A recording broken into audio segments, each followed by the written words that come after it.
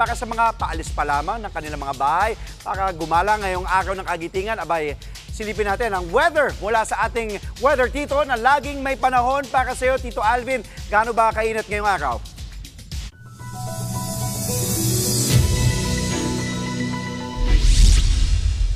Good morning, Kuya Andre, at good morning po muli mga kapatid. Weather update po muli tayo. Umatras nga o bumaba na yung ating intertropical convergence zone at hindi na po ito nakaka-apekto sa ating bansa.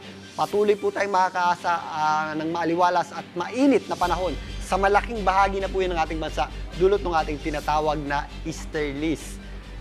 Kahapon nakapagtala po tayo ng matataas na heat index sa ilang bahagi ng ating bansa, particularly dito sa areas ng Birac na umabot sa hanggang 43 degrees Celsius.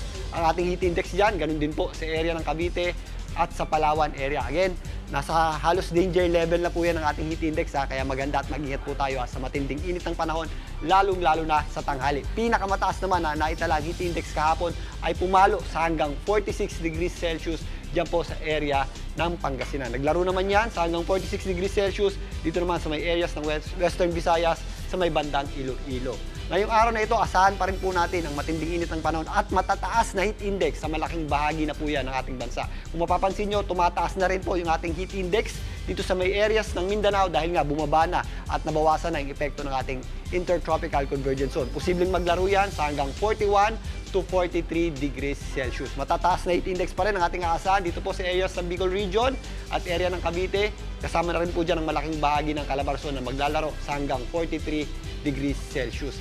Posible naman niyang umabot sa hanggang 44 degrees Celsius dito po sa may areas ng Dagupan at napakainit pa rin sa mga areas ng Cagayan na halos hanggang 42 degrees Celsius yung ating inaasahang heat index.